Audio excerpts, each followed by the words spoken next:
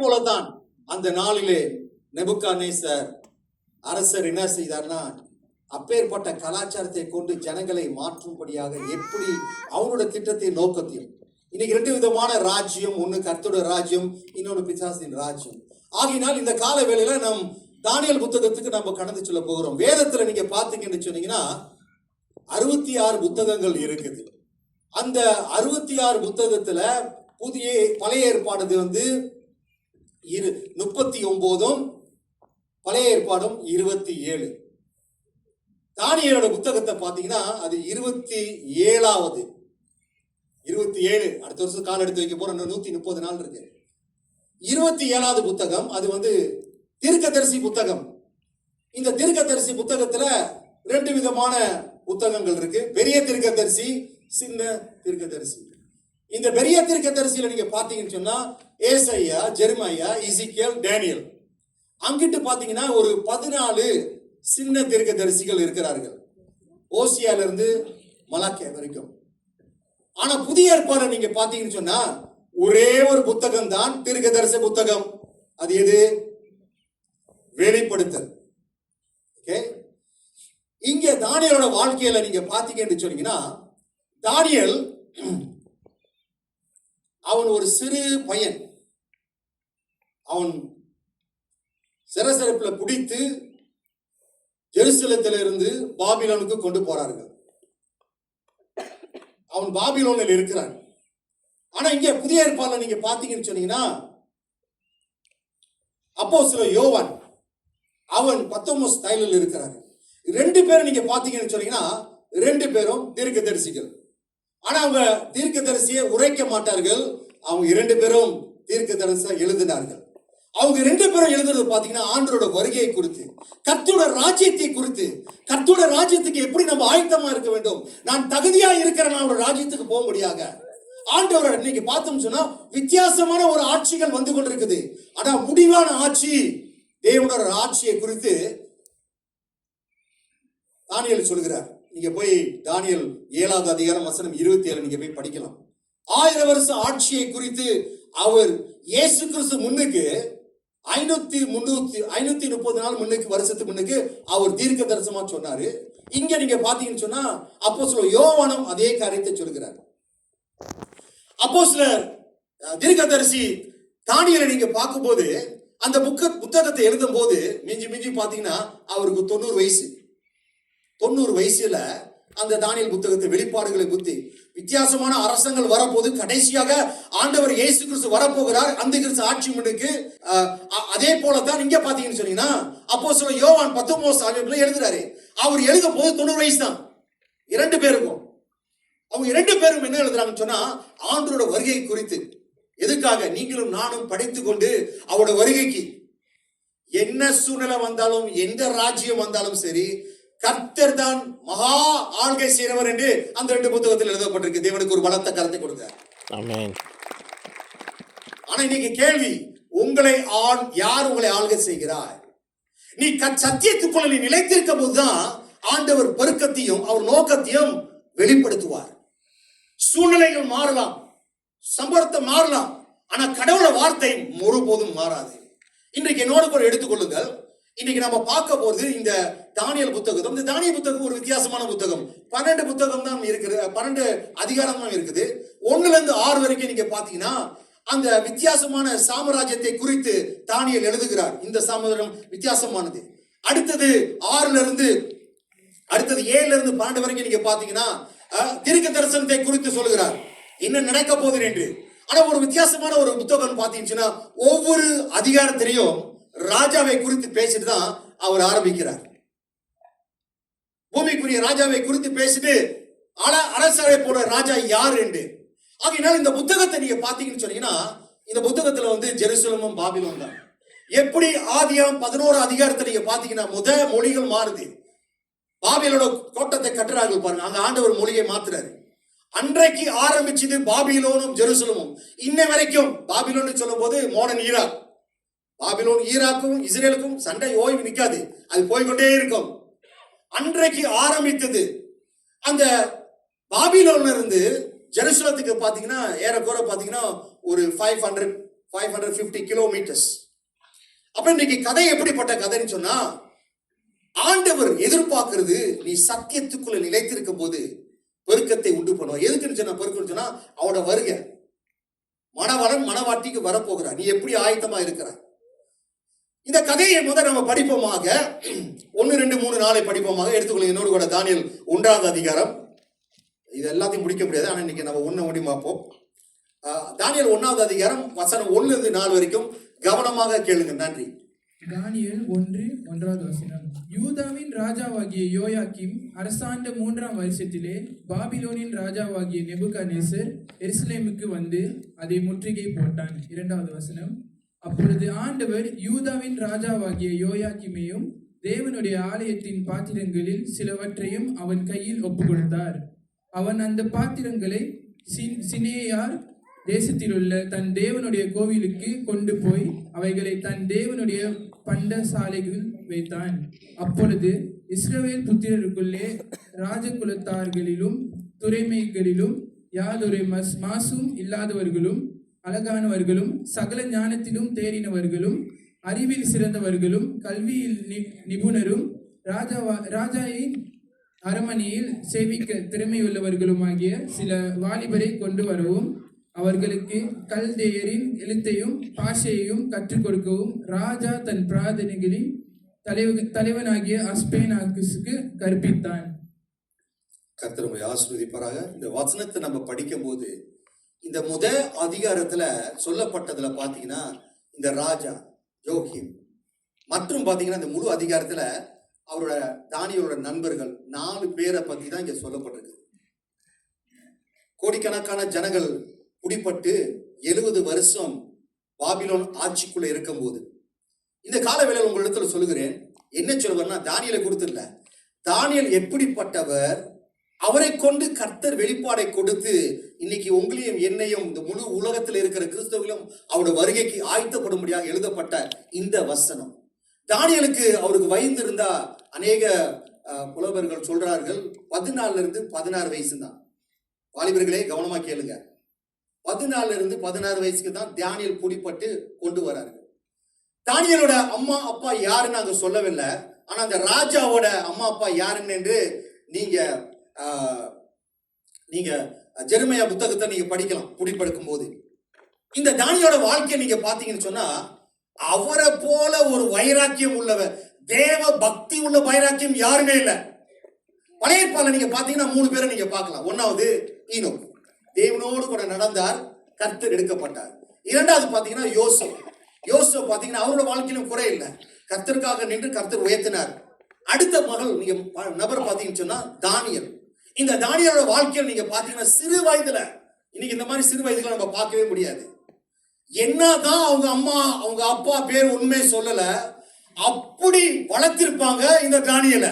ஏன் சொல்றேன்னு சொன்னா, இந்த ராஜா இல்ல இந்த இஸ்ரேல் ஜனங்கள் தவறு செய்யும் போது 3 தவறுகள் நடக்குது.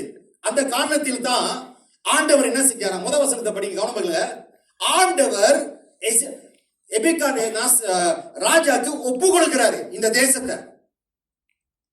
கர்த்தரோட வாழ்க்கையில நம்ம அவருடைய சத்தியத்துல நம்ம நிக்கலன்னு சொன்னா கடவுளை பிசாசுக்கு ஒப்பு கொடுத்துருவாரு. கவனமா கேளுங்களேன்.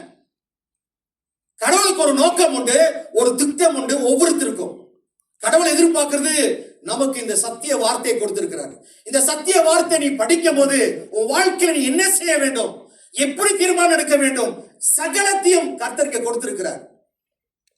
எப்படி ஒரு தாய் தகப்பனும் கனப்படுத்த வேண்டும், எப்படி ஒரு ஸ்தாபனத்துல வேலை செய்யணும், ஒரு சபையில எப்படி ஒரு ஸ்தாபனாக இருக்க வேண்டும், ஒரு ஒரு ஒரு ஆத்மாவா இருக்க வேண்டும், ஒவ்வொன்றும் கர்த்தர் சொல்லி கொடுத்திருக்கார் வருவதற்கும். ஆகையினால் இங்க 3 காரியங்கள் நடக்குது. எதற்காக இந்த தானியேலை பிடித்திட்டு வந்திருக்கிறார்கள் தானியேலும் அவருடைய ஜனமும். 1வது என்னன்னு சொன்னா, ஆண்டவர் முத இஸ்ரேல் ஜனங்களை விடுவிக்கும் போது என்ன சொல்றான்னு சொன்னா, நான் உங்களை விடுவித்து பாலும் தேனும் தேசத்துக்கு உங்களை அனுப்புறேன். அப்ப அவர் சொல்றாரு, ஒவ்வொரு வருஷமும் 7 வருஷம், ஒவ்வொரு வருஷமும் நீங்க விவசாயம் செய்யும் போதோ அந்த அறுவடையை நான் ஒவ்வொரு வருஷத்தும் 1 வருஷம் உள்ள அறுவடை கொடுப்பேன். ஆனா 6வது வருஷத்துல உங்களுக்கு நான் ரெட்டிப்பாக கொடுப்பேன். அப்ப என்ன செய்யணும், 7வது வருஷத்துல நீங்க ஓய்வா இருக்கணும். ஆண்டவர் சொல்றார், என் நிலத்துக்கு நீ ஓய்வு கொடுக்கணும். சொல்லுங்க, நிலமே சொல்லுங்க. Praise the Lord. நீங்களாம் ஓய்வு கொடுக்கணும். ஆண்டவர் உங்களை திரளாக பெருக பண்ணுவார். அப்ப ஆண்டவர் என்ன சொன்னார்னா, 6 வருஷம் நீங்க வேலை செய்யுங்க, 6வது வருஷம் உனக்கு நான் ரெட்டிப்பா கொடுப்பேன், 7வது மாசம் அந்த நிலம் ஓய்வாக இருக்க வேண்டும். ஆனால் இங்க என்ன நடந்துச்சுன்னா, இஸ்ரேல் ஜனங்கள் போறாங்க, ஆசீர்வாதம் கிடைக்குது. 1 வருஷம் செய்யல, 2 வருஷம் செய்யல, 3 வருஷம் செய்யல, 490 வருஷம் ஆயிருச்சு, ஒண்ணுமே செய்யல. அது கர்த்தர் மேல எட்டிருச்சு. ஆண்டவர் என்ன செஞ்சாரு?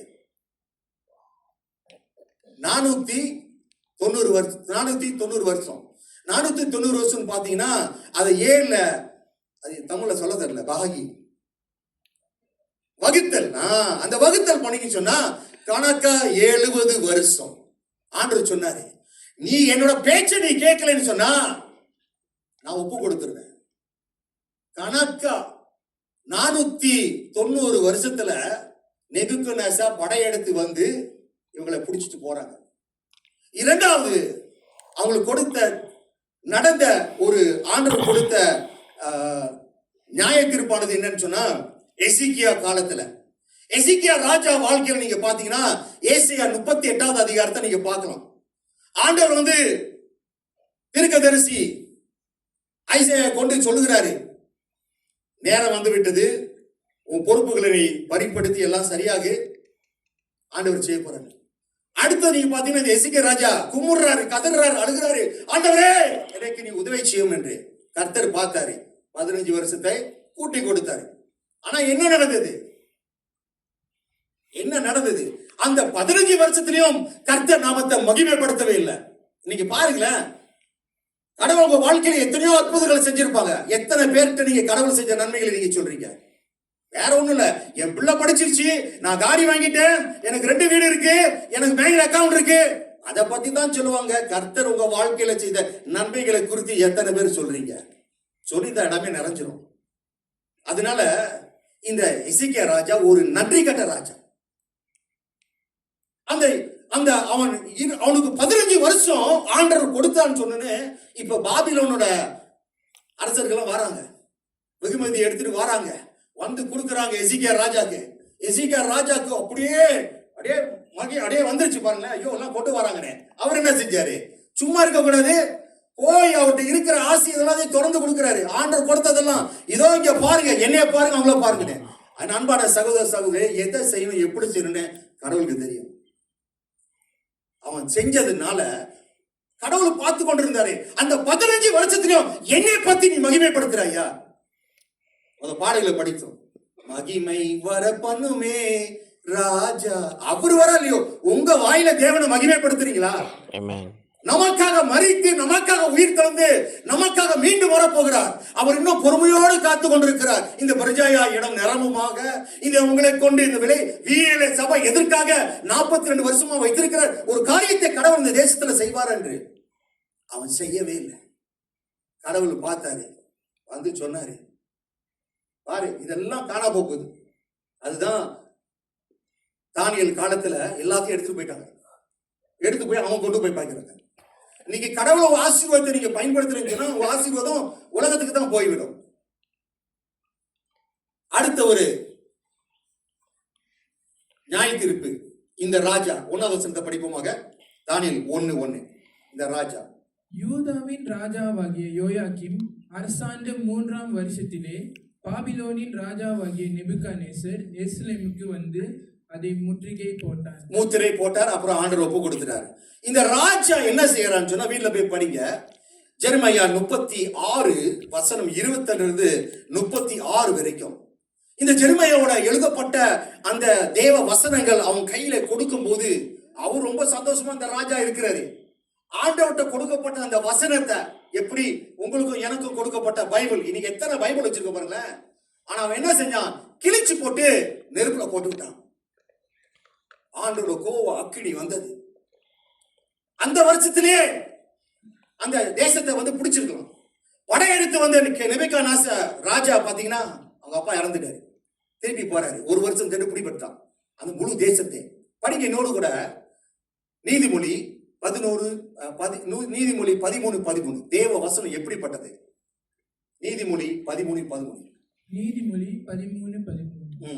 திருவசனத்தை அவமதிக்கிறவன் கவனமா கேளுங்க. திருவசனத்தை அவமதிக்கிறவன் நாசமடைவான். கற்பனைக்கு பயப்படுகிறவனோ கற்பனைக்கு பயப்படுறவனோ பலன் அடைவான். இங்கிலீஷ்ல நான் படிக்கிறேன், கொஞ்சம் பெனிஃபிட்டா இருக்கும். those people வாயில வர மாட்டேங்குது இந்த வார்த்தை, கவலைப்படாதீங்க. கர்த்தரோட வார்த்தை எப்போதும் வல்லமையான ஒரு வார்த்தைகள்.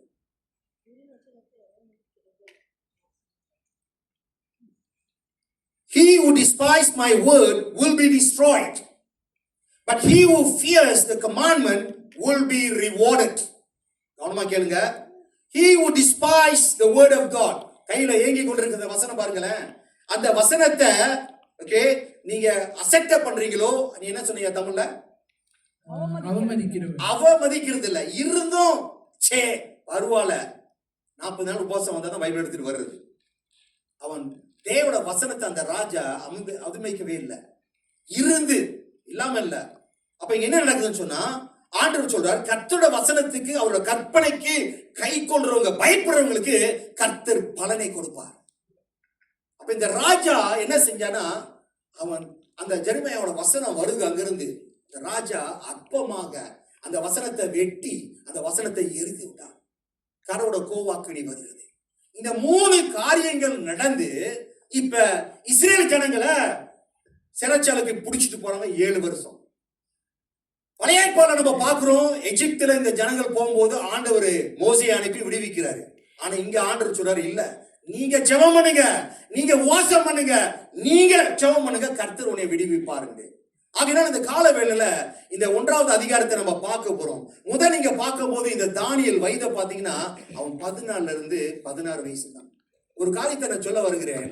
இவங்களை பிடிச்சி போகும்போது எப்படி இருக்குன்னு சொன்னா, அவங்கள நெக்கட்டை தான் போடுவாங்க.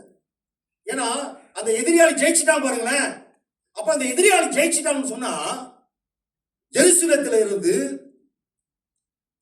பாபிலோன் வரைக்கும் ஒரு 30 நாள் பிடிக்கும். 500 கிலோமீட்டர்ஸ்ல நடந்து வராங்க. எல்ஆர்டி இல்ல, மோனோரயில் இல்ல, எம்ஆர்டி இல்ல, ஒண்ணுமே இல்ல. ஜனங்கள் எப்படி தெரியுமா வருவாங்க? கையும் காலும் கட்டி போட்டுட்டு அப்படியே நடந்து வருவாங்க. முன்னுக்கு அரசர் ஜெயிச்சவர் போற முன்னுக்கு, பின்னால உள்ளவங்க கை தட்டுவாங்க. நீங்க நம்மள என்ன பண்ணலாம், மிருடைக்கால பாருங்க, மிருடைக்கான்னு கத்துவாங்க. அதே போல ஜெயிச்சுட்டாங்க என்று. அப்ப இவங்க எல்லாம் போகும்போது தானியேல் அவன் எதிர்பார்த்துட மாட்டான் என்ன நடக்குதுன்னு. ஏன் நீங்க ஜெருசலேத்துல பாத்தீங்கன்னா அங்க 12,000 ஆசாரிகள் இருக்கிறாங்க, ராஜாக்கள் இருக்கிறாங்க, யார் யாரோ இருக்கிறாங்க, கடவுளை ஆராதித்து கொண்டு இருக்கிறாங்க. இப்ப குடிப்பட்டு போயிட்டாங்க, எல்லாமே காண போயிட்டாங்க. இவன் அப்படியே நடந்து வரான், ஒன்று இல்லாம வரான். எல்லாம் பாக்குறாங்க, வெக்கம் மானம். அவன் மைண்டுக்குள்ள என்ன போயிருக்கும், எங்கடா கடவுள் போயிட்டாரு, என்ன திரளாக பெருக பண்ணுன்னு சொன்னாரு. இன்னியோட 235 நாள் இருக்கு என் பேங்க் அக்கௌண்ட்ல, கையில காசு போடல. இது சொல்றது ரைட்டா? இந்த வாழை வேளையில உங்கள்ட்ட சவாலா நான் சொல்லுகிறேன். கர்த்தரோட வசனத்துக்குள்ள நீங்க கர்த்தரோட வசனத்துக்குள்ள நீங்க இணைந்திருக்கும் போது, யூ அபைட், கர்த்தருக்குள்ள இருக்கும் போது, நீங்க 1000 பேர் 1000 வார்த்தைகள் சொல்லுவாங்க, என் தேவனோட வார்த்தை. இப்படிப்பட்ட போனவர் இப்ப என்ன நடக்குதுன்னு சொன்னா, பாபிலோன் கிங் நெபுக்கத்ராஜா குடிப்பட்டாங்க. அந்த காலகட்டத்தில் நீங்க பாத்தீங்கன்னா இந்த நெபுக்கத்ராஜாவை அவரும் ஞானம் உள்ளவர், கொஞ்சம் ஞானம் உள்ளது, ரொம்ப இல்ல, கிறிஸ்தவன் தான் ஞானம் உள்ளது. ஆமென் சொல்லுங்க. அவருக்கு தெரியும், இந்த யூதர்களை கொண்டு வந்தா என்னோட ராஜ்யத்தை அவங்க ஆள்கை செய்வார்கள். 120 தேசத்தை ராஜா பிடிச்சிருக்கிறாரு. அப்ப அவர் பிடிக்கும் போது என்ன செய்யறாருன்னா, அவங்களோட ஜனம் அங்கங்க போயிட்டாங்க. இப்ப இந்த இஸ்ரேல் ஜனங்களை கொண்டு வருது மட்டும் இல்ல, 3 வருஷம் இதெல்லாம் பைபிள்ல தான் கத்து கொடுறாங்க. இந்த பைபிள் ஸ்கூல் ட்ரெயின் பண்றது, டாக்டர் ட்ரெயின் பண்றது, 3 வருஷம் கொண்டு வந்து வசனத்தை படிப்போமாக. அடுத்தது படியா 5:6 அவங்களோட பாசைகள், அவங்களோட மொழி, அவங்களோட ஆகாரம் ஒவ்வொன்றையும் இந்த ராஜா மாற்றும்படியாக தான். தானியேல் 1:5 ராஜா தான் உண்ணும் போஜனத்திலேயும் தான் குடிக்கும் திராட்சரசத்திலேயும் தினம் ஒரு பங்கை அவர்களுக்கு நியமித்து அவர்களை 3 வருஷம் வளர்க்கவும் அதன் முடிவிலே அவர்கள் ராஜாவுக்கு முன்பாக நிற்கும்படி செய்யவும் கட்டளையிட்டான். ஆமாங்க, இந்த உலகமும் அப்படித்தான். உங்களை உலகத்தை மாற்றி வேதத்துல படிச்சீங்கன்னா 1 யோவான் 2வது அதிகாரம் வசனம் 11 நீங்க உலகத்துல போய் வீட்டுல போய் படிங்க. 1 யோவான் அது என்ன சொல்லப்படுதுன்னா, இந்த உலகமும் அதாவதுன்னா கண்ணின் இச்சைகளும் மாம்ச இச்சைகளும் பெருமையின் ஜீவ இதுவும் பாத்தீங்கன்னா அது என்ன செய்யும், அந்த உலகம் இதான் 3 காரியம். நம்மள எப்படியாச்சும் உலகத்தை யாரும் விட மாட்டாங்க. கிறிஸ்துவங்களை அப்படியே மாத்தி உலகத்தின் போர் இருக்க முடியாது. ஏன்னா கடைசி காலம் நோவா காலத்தை போல இருக்கும். அப்ப ஆண்டவர் அங்க சொல்றாரு, யோவான் அப்போஸ்தலர் சொல்றாரு, இந்த உலகம் அந்த இச்சைகளும் அழிந்து போயிடும், தேவனோட சித்தத்தை செயல் மட்டும் என்றென்றைக்கும் நிலைத்திருப்பார்கள். இங்க சொல்லப்பட்ட இந்த வசனத்தை நீங்க பாத்தீங்கன்னா, இந்த தானியேலும் அவரோட 3 சகோதரர்களும் நண்பர்களை கொண்டு வந்து 3 வருஷம் அங்க ராஜாக்கு இருக்கிற ஆகாரம், மலேசியால நீங்க சாப்பாடுக்கு பஞ்சமே இல்லை. நம்மளாம் எத்தனை வாட்டி சாப்பிடுவோம்? ஒரு வாட்டி தான், ஒரே ஒரு வாட்டி தான் சாப்பிடுவோம், ஒரே ஒரு வாட்டி தான் நம்ம ஜெபம்.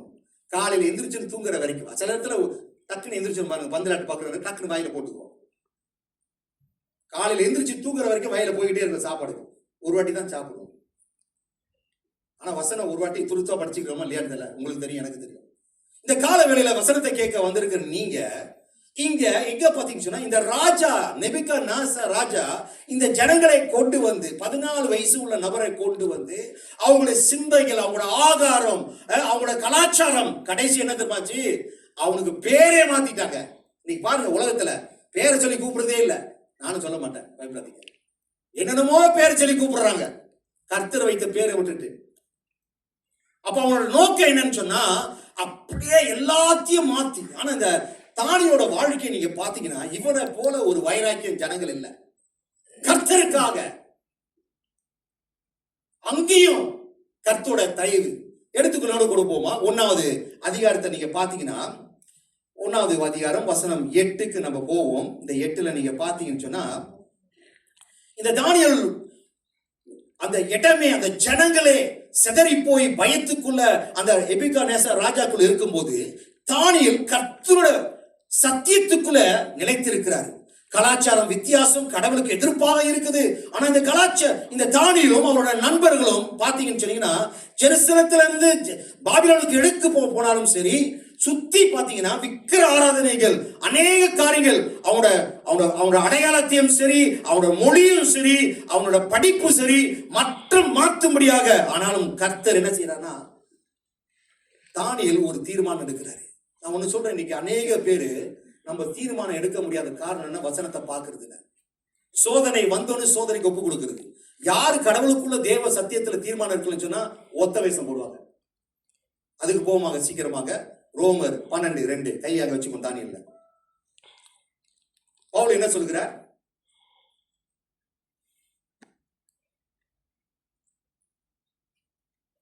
do not conform to the pattern of the world, but be transformed by the renewing of your mind. நீங்கள் இந்த உலகத்துக்கு, இந்த பிரபஞ்சத்துக்கு ஒத்த வேஷம் தரிக்காதபடிக்கு தேவனுடைய நன்மையையும் பிரியமையும் பரிபூர்ணமாக சித்தம் என்னது என்று பகுத்தறிவத்தக்கதாக உங்க மனம் புதிதாக மறுரூபமாக படி கர்த்தர் எதிர்பார்க்கிறார். உங்களை பரலோகத்துல கொண்டு கர்த்தர் மறுரூபமாக எதிர்பார்க்கல. இந்த பூமியில வைத்து உங்களுக்காக ஒரு சபை கொடுத்து, உங்களுக்கு பரிசுத்தமான வேதம் கொடுத்து, பரிசுத்தாவை உங்க மேலே கொடுத்து உங்களை பரிசுத்தப்படுத்த முடியாத. நான் சொல்லுகிறேன் அன்பான சகோதரர்களே, இதுதான் காலம், இதுதான் நேரம் கர்த்தருக்காக எழும்புற. ஏன்னா உலகமே இருளா இருக்குது. நீங்க வெளிச்சத்துல நடக்கும் போது ஜனங்கள் பார்ப்பார்கள், இதுதான் வெளிச்சம். ஆகையினால் இந்த வேதம் சொல்லப்பட்டிருக்குது. படிப்போமாக தானியேல் 1:8. தானியேல் 1-7 வரைக்கும் இந்த நேபுகாத்நேசர் ராஜா என்ன செய்ய வேண்டும் இந்த ஜனங்களை கொண்டு சொல்லப்பட்டிருக்குது. இப்ப தானியேல் பேசுறார் பாருங்க. தானியேல் ராஜாவின் போஜனத்தினாலும் அவர் பானம் பண்ணும் திராட்சரசத்தினாலும் தன்னை தீட்டுப்படுத்தலாகாது என்று தன் இருதயத்தில் தீர்மானம் பண்ணிக்கொண்டு தன்னை தீட்டுப்படுத்தாதபடிக்கு பிரதானிகளின் தலைவனிடத்தில் வேண்டிக் கொண்டான். ஆமா, ஆங்கிலத்தில் சொல்லுவாங்க I made up my mind. ஆனா நீங்க பிள்ளைங்க பாருங்க, Papa I already made up my mind. You know, no, you have to go this way. ஆனா இங்க தானியேல் பாத்தீங்கன்னா அவன் இருதயத்துக்குள்ள அவன் என்ன செஞ்சானா, அவன் தீர்மானம் எடுத்துக்கொண்டான். உள்ளுக்கு, மனசாட்சிக்குள்ள, அதுதான் ஆவிக்குள்ள. நீ ஒரு தீர்மானம் எடுக்கும் போது என்ன நடந்தாலும் ஏது வந்தாலும் உங்களை அசைக்க முடியாது. உங்களுக்குள்ள இருக்கிற உலகத்தை காட்டிலும் பெரியவர். இந்த தானியேல் 1:8 நீங்க பாத்தீங்கன்னு சொன்னீங்கன்னா, இந்த முழு அதிகாரத்துக்கு இது ஒரு திருவக்கோள் வசனமாக இருக்கிறது. ஆண்டவர் இவனை கொண்டு பெரிய காரியங்களை செய்யும்படியாக அவனுடைய ஞானத்தில் நடக்க போற அந்த சொப்பனங்கள், நடக்க போற காரியத்தை வெளிப்படுத்தணும்னுக்கு தானியேல் அவன் இருதயத்துக்குள்ள ஒரு தீர்மானம் எடுக்கிறது. இது ஆவிக்குள்ள எடுக்கிற ஒரு தீர்மானம். ஆளுங்களை கேட்டு தீர்மானம் எடுக்கிறது இல்ல. இன்னைக்கு அநேக பேர் உங்களுக்கு ஆலோசனை கொடுக்கலாம். பக்தன் சொல்ற, பல கோடி வார்த்தைகள் நான் கேட்ட போதும் இயேசுவே நீர் பேசும் ஒரு வார்த்தை போதும். இந்த தானியேல் தேவ வசனத்தை சிறு வயதிலிருந்து, அந்த ராஜாவோட அம்மா அப்பாலாம் எழுதப்பட்டிருக்கு. ஆனா அந்த தானியேலோட அம்மா அப்பா யாரு, அம்மா யாருன்னு சொல்லல. ஆனா அவன் எடுக்கிற அந்த தீர்மானம் பாருங்க, ஒரு 14 வயசுல ராஜா முன்னுக்கு அவன் சொல்லுகிறான், நான் தீட்டுப்பட மாட்டேன், என் தேவனை நான் துக்கப்படுத்த மாட்டேன். இந்த பார்த்தீங்கன்னு சொன்னா, இந்த தானியேல் புத்தகம், இந்த வெளிப்படுத்த புத்தகத்தை நீங்க படிக்கும் போது உங்களுக்குள்ளே ஒரு ஒரு உணர்ச்சி, ஒரு பயம் வரும். இந்த 2 புத்தகம் என்ன சொல்லுதுன்னு சொன்னா, இது தேவனோட பிரசனம். எப்படி ஆண்டவர் மோசேயிட்ட சொன்னாரு, இந்த பூமி இது பரிசுத்தமான இடம், உன் பாதரட்சத்தை எடு, இது இந்த இடம் பரிசுத்தம் என்று. தானியேலுக்கு அவன் தேவ பக்தி, தேவனோட வைராக்கியம், ஏன்னா அவன் தத்தோட வசனத்துக்குள்ள நிலைத்திருக்கிறது. என் அன்பான சகோதர சகோதரிகளே, இங்க சொல்லப்பட்ட இந்த வசனம், 1ஆம் வசனம், பாபிலோனே இருளா இருந்தது, ஆனா தானியேல் கர்த்தரோட சத்தியத்துல வேறுபடுத்திருந்தார். இந்த வசனத்தை நீங்க பாத்தீங்கன்னு சொன்னா, கலாச்சாரத்தை கொண்டு வரார், கல்வியை கொண்டு வரார், கடைசியா பேரை மாத்த பாக்குறாரு, கல்சிரார். ஆனா இதுக்கு ஒண்ணுக்கும் தானியேல் ஒன்னும் செய்யவில்லை. அவன் கடைசி வரைக்கும் படிங்க, 21வது வசனம், தானியேல் 1வது அதிகாரம் வசனம் 21. அடுத்த சாம்ராஜ்யத்துக்கு வரைக்கும் அவன் தொடர்ச்சியாக இருக்கிறார். கோரேஸ் ராஜ்ய பாரம் பண்ணும் 1ஆம் வருஷம் மட்டும் தானியேல் அங்கே இருந்தான். கடைசி வரைக்கும் அவன் இருந்தான். அதாவது சாம்ராஜ்யம் மாறுகிறது. நீங்க பாத்தீங்கன்னு சொன்னீங்கன்னா, 1-6 வரைக்கும் நீங்க பாத்தீங்கன்னு சொன்னா, 1ஆவதுல கர்த்தருக்கு தீட்டுப்படாதபடிக்கு அவன் நிக்கிறான் ராஜா குறித்து. 2வது அதிகாரத்துல அந்த நேபுகாத்நேச்சார் ஒரு சொப்பனத்தை காணுகிறார். அந்த சொப்பனத்தை அவர் விளக்கம் கொடுக்கிறாரு. அதாவது வித்தியாசமான ராஜ்யங்கள் வந்து கடைசியாக அந்த கல்லை அடித்து கர்த்தருடைய ராஜ்யம் வருவதை குறித்து அவர் சொல்லுகிறார். 3வது அதிகாரத்தை நீங்க பாத்தீங்கன்னு சொன்னா, ஆண்டவர் என்ன செய்யறாருன்னு சொன்னா, இன்னொரு அவரோட மகன் வருகிறார். அவன் மகன் என்ன செய்யறான், அவரும் தண்ணி குடிச்சிட்டு காலம் எடுக்கும் போது ஆண்டவர் திருப்பி வந்து பேசுறாரு. அப்புறம் பாத்தீங்கன்னா ஆடும் செம்பரியாடு குறித்து வெளிப்பாடுகளை கொடுக்கிறார். மேற்கொண்டு நீங்க பாத்தீங்கன்னா எல்லா வெளிப்பாடுகளும் கொடுத்துக்கிட்டு இருக்கிறார். ஆனா இன்றைக்கு இந்த கால வேளையில ஆண்டவர் எப்படி அந்த தேவ சத்தியத்தில் இருக்கும் போது உங்க வாழ்க்கையில பெருக்கத்தை உண்டு பண்ணுவார். இந்த தானியேல் 1:8 என்ன சொன்னா, யாரெல்லாம் பிரிக்கெடுக்கப்பட்டு கர்த்தரோட வசனத்தில் நிலைத்திருக்காங்களோ கர்த்தர் அவங்களுக்கு பலத்தை கொடுப்பார். கைகளை தட்டுங்களேன். கர்த்தரோட வசனம் சாதாரண வசனம் இல்லைங்க. வானமும் பூமியும் ஒளிந்து போனாலும் தேவனோட வார்த்தை ஒருபோதும் முடியாது. கர்த்தர் இன்றைக்கு வேற ஒன்றும் நம்மளுக்கு கொடுக்கல, பணம் கொடுக்கல, ஒண்ணும் கொடுக்கல. இந்த வசனத்தை மட்டும் நீ பிடிச்சிக்க, நீ எங்க வேணா பரலோகத்தை போய் பார்த்துடலாம். அல்லேலூயா. அப்ப தானியேல் பாத்தீங்கன்னா, அவன் இந்த ராஜாவோட காரியத்துக்கு ஒத்த வேஷப்படாதபடிக்கு அவன் என்ன செய்யறான்னு சொன்னா, அவனோட இருதயத்துக்குள்ள அவன் தீர்மானத்தை எடுக்கிறான். அன்பான சகோதர சகோதரி, இந்த கால வேலையில தானியோட வாழ்க்கையை நம்ம கத்துக்கணும்னு சொன்னா, நீ எடுக்கிற தீர்மானம், நீ தீர்மானம் எடுக்கிறன்னு அவ்வளவுதான். கூட்டாளி எல்லாம் வீட்டுக்கு வந்துட்டாங்க, அவ்வளவுதான், அவங்க கூட கொண்டு போய் வழியிலே போயிங்க. ஆனா நீ தீர்மானம் எடுத்துட்டா நீங்க அவங்களுக்கு அவ்வளவுதான், சேச்சில வந்து இறங்கிடணும். ஏன்னா நீ தீர்மானம் எடுக்கிற. இன்னைக்கு ஜனங்கள் தீர்மானம் எடுக்க முடியல. ஏன்னா கர்த்தரோடு கூட நீ உறவுக்குள்ள இருக்கும் போதுதான். என் அன்பான சகோதர சகோதரிலே, இந்த வசனம் சொல்லப்பட்டிருக்குது, படிப்போமாக. எல்லாத்துக்கும் தெரிஞ்சது, சங்கீதம் 119 வசனம் 11. தாவீது இப்படியாக சொல்கிறார். என்ன சொல்றாரு? உன் வார்த்தையை இருதயத்துக்குள்ள வைத்ததனால் நான் பாவம் செய்யாம இருப்பதாக. ஆனா அதே நேரத்தில் நீங்க படிச்சீங்கன்னு சொன்னா, நீதிமொழி 28:13 சொல்லுது, பாவத்தை மறைக்கிறவன் வாழ்வடைய மாட்டான், ஆனா அதை விட்டு விட்டு அறிக்கை செய்து தேவனிடத்துல இரக்கம் பெற்றுக் கொள்வான். ஒண்ணு, தேவ வசனத்தை நீங்க உள்ளுக்கு வைக்கணும். இல்ல பாவத்தை நீங்க மறைத்தீங்கன்னு சொன்னா நாம் வாழ அடைய முடியாது. அடுத்தபடியாக தானியேல் 1:9 திருப்பிக் கொள்ளுமாங்க. எல்லாம் திருப்புங்க. சோத்திரம். தானியேல் 1:9. இங்க பாத்தீங்கன்னு சொன்னீங்கன்னா உண்மைத்துவம், தேவன வசனத்துக்கு நீங்க உண்மையா இருக்கிறீங்களா, உங்களுக்கு அது தயவை கொண்டு வரும் பெருக்கங்கள். அல்லேலூயா. தானியேல் 1வது அதிகாரம் 9வது வசனம். தேவன் தானியேலுக்கு பிரதானிகளின் தலைவனிடத்திலும் தயவும் இரக்கமும் கிடைக்கும்படி செய்தார். ஹல்லேலூயா. ஒரு 14 வயசு பையன் கர்த்தருக்கு வைராக்கியமா தேவ வசனத்துல இருந்ததுனால அங்க இருக்கிற அவங்கள்ட்ட இருந்து தயவை பெற்றுக் கொள்கிறார்கள். என்னோட கூட படிப்போமாக நீதிமொழி 3வது அதிகாரம் வசனம் 3-4. நீதிமொழி 3வது அதிகாரம் வசனம் 3-4. நீதிமொழிகள் 3வது வசனம் 3வது அதிகாரம் 3வது வசனம். கிருபையும் சத்தியமும் உன்னை விட்டு விலகாதிருப்பதாக. என் அன்பான சகோதர சகோதர காலவெளியில கிருபையும் சத்தியமும் உங்களை விட்டு விலகாது இருப்பதாக.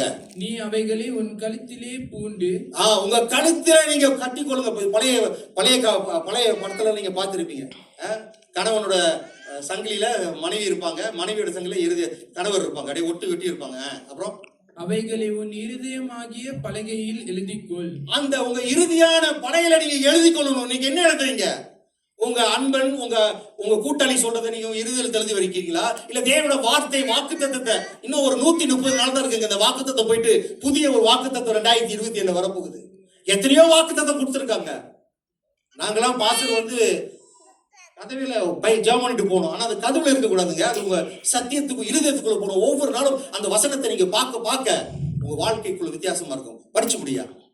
அதனால் தேவனுடைய தேவ பார்வையிலும் மனுஷனுடைய பார்வையிலும் தயவும் நற்புத்தியும் பெறுவாய். கைகளை தட்டி தேவனை ஆர்ப்பரிப்போமாக.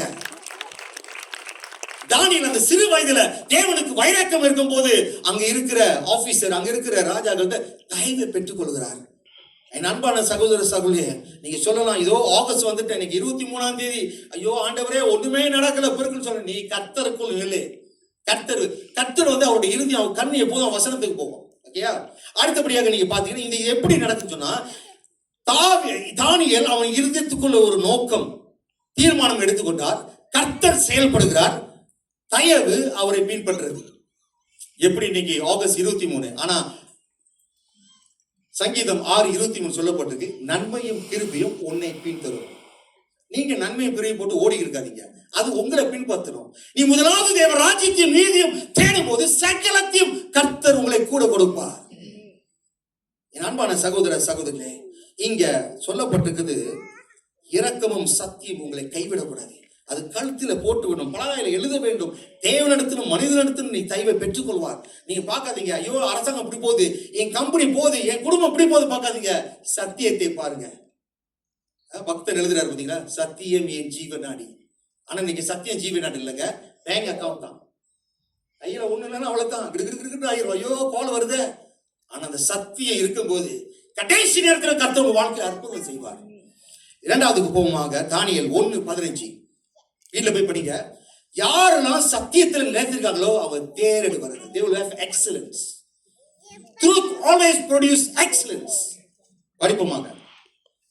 10 நாள் சென்ற பின்பு பாருங்க, அவனுக்கு சாப்பாடு வேற ஒண்ணும் இல்லைங்க, சாம்பார் பருப்பு காய்கறிகள் தான். ஆனா அவன் முக்கிய இருக்கிற எல்லா ஞானவான்கள் எல்லா சோசியல் எல்லாம் அடிக்கிறாங்க. KFC கண்டாக்கி எல்லாம் பாருங்களேன், அப்படியே ஹைட்டி போற மாதிரி. ஆனா 10 நாள் சென்று படிங்க, ராஜ போஜனத்தை புசித்த எல்லா வாலிபரை பார்க்கிலும் எல்லா வாலிபர்களும் காட்டிலும் அவர்கள் முகம் கலையுள்ளதாயும் சரீரம் புஷ்டியுள்ளதாயும் காணப்பட்டது. முகத்தை பாருங்களேன், அவன் ஃபேஷியலுக்கு போல, அங்க போல, இங்க போல, பவுடர் போல, மேக்கப் பண்ணல, ஒண்ணு. அவன் கர்த்தருக்குள்ள நிலைத்திருந்து கர்த்தருக்கு அவன் தீர்மானம் எடுத்து சொன்னதுனால 10 நாள் இல்லை. இது என்ன சொல்லுன்னா, சத்தியத்துல இருக்கும்போது சத்தியம் உங்களை ஒருபோதும் வெட்கப்படுத்தாது. சத்தியம் உங்களை விட்டுறாதுங்க, எங்கேயோ கொண்டு போகும். இங்க பார்க்கும்போது தானியேலும் அவரோட நண்பர்களும் அவன் அந்த ராஜாவோட ஆகாரத்துக்கும் அந்த சுவைக்கும் அவன் வேணாம் என்று சொல்லும் போது வித்தியாசத்தை உண்டு பண்ணார். பாத்தீங்களா, நம்மளுக்கு ஒரு வருஷத்துல ஆண்டு சொல்ல, உனக்கு நான் வித்தியாசத்தை உண்டு பண்ணுவேன். இங்க கர்த்தரோட வசனத்துக்குள்ள அவன் நிலைத்திருக்கும் போது வைராக்கியமாக, சும்மா இல்லைங்க, இந்த கடைசி காலத்துல வேற ஒண்ணும் இல்ல, அந்த வைராக்கியம் தான்.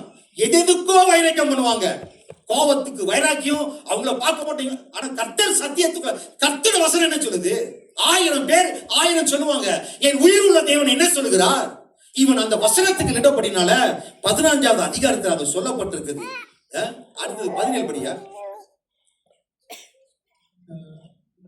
இந்த 4 வாலிபருக்கும் தேவன் சகல எழுத்திலும் கவனம் பாருங்க, இந்த 4 வாலிபர்களுக்கும் தேவன் சகல எழுத்திலும் கர்த்தர் சகலத்திலும் எழுத்திலும் எழுத்திலும் ஞானத்திலும் ஞானத்திலும் அறிவையும் சாமர்த்தியத்தையும் கொடுத்தார். தானியேலை சகல தரிசனங்களையும் சொப்பனங்களையும் அறியத்தக்க அறிவுள்ளவன் ஆக்கினார். நம்ம என்ன செய்வோம்? இன்னைக்கு 130, அங்கிட்டு மேல கூட பாத்தீங்கன்னா ஒரு 15 போட்டா 155 நாள் தான் இருக்கு. 40 day fasting வரப்போகுது. நான் உங்களுக்கு சொல்லுங்க, அது சாதாரண இல்லைங்க. கடவுள் உங்களை உருவாக்கும்படியாக இந்த மலேசியா தேசத்துல உங்களை கொண்டு பெரிய காரியங்களை செய்யும்படியாக, உங்க குடும்பத்திலையும் உங்க சமுதாயத்திலையும் நீங்க இருக்கிற வேலை செய்யற இடத்திலையும் இந்த தேசத்திலையும் இந்த ராஜா இங்க பாத்தீங்கன்னு சொன்னீங்கன்னா, இந்த காரியம் அவன் எடுத்த அந்த தீர்மானம் எடுத்தது வந்து அவனை வெள்ளப்படுத்துறதுங்க. அவன் வெள்ளப்படுத்துறது பாத்தீங்கன்னா, கர்த்தர் அவனுக்கு வெளிப்பாடுகளை கொடுக்கிறார். வெளிப்பாடு மட்டுமல்ல, இது என்னன்னு சொன்னா கர்த்தரோட வசனம் தான் நம்மளை சுத்தப்படுத்தும். நீ காலையில என்னென்ன சோப்பு போட்டு என்னென்ன ஷாம்பு போட்டு அதுல கூட சண்டை வந்திருக்கும். எங்கடா என் சோப்பு, எங்கடா என் ஷாம்புன்னு கத்திட்டு இருப்பீங்க காலையில. ஆனா ஆண்டவர் வசனம் போட்டிருக்கு, படிமா. யோவான் 17:17 சொல்லப்பட்டிருக்குது, கர்த்தரோட வசனமும் சத்திய வார்த்தையே நம்மளை சுத்திகரிக்கும். ஒவ்வொரு நாளும் நீங்க கண்ணாடியில போனீங்கன்னா உங்க முகத்தை தான் நீங்க சுத்தப்பட முடியும். ஆனா தேவ வார்த்தையை நீங்க பாத்தீங்கன்னா உள்ள இருந்து மேல இருந்து எல்லாத்தையும் அவர் சுத்தப்படுத்துவாருங்க. கண்ணாடியில பாத்தீங்கன்னா நீங்க சுயசாட்சியில வாழ்வீங்க. தேவ வசனத்தை பாத்தீங்கன்னா மனசாட்சியில வாழ்வீங்க. கடவுளுக்கு நன்றி செலுத்துவீங்க. எசேக்கியா ராஜாவை போல இல்ல, கர்த்தர் உன் வாழ்க்கையில எத்தனை நன்மைகள் செய்திருக்கிறார். ஒவ்வொரு நாளும் கேட்கறோம். யாரோ போய்கிட்டு இருக்கிறாங்க. அதுல ஒரு சொல்லுவாங்க, நல்லவங்களாம் போறாங்களா கெட்டவங்க இருக்கிறாங்க. இல்ல நீங்களும் நல்லவங்க. அல்லேலூயா சொல்லுங்க, அல்லேலூயா சொல்லுங்க சத்தமாக. ஆமென். மன்னிக்கணும், தவறா சொல்லிட்டேன்னா. அடுத்த வசனத்துக்கு நம்ம சீக்கிரமா போவோம்.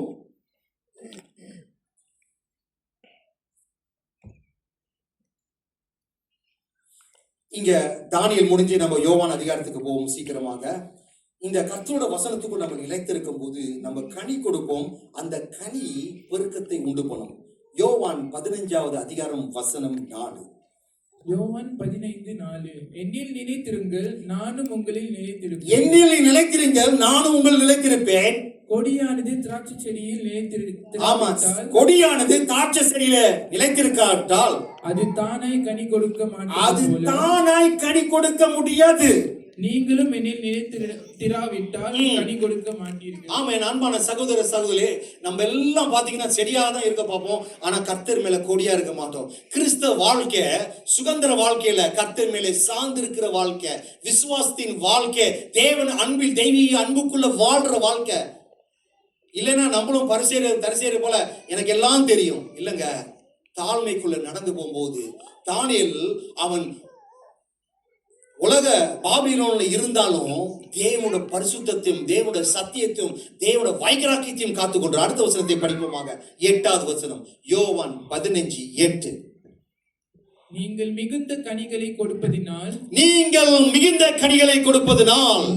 என் பிதா மகிமைப்படுவார். அல்லேலூயா.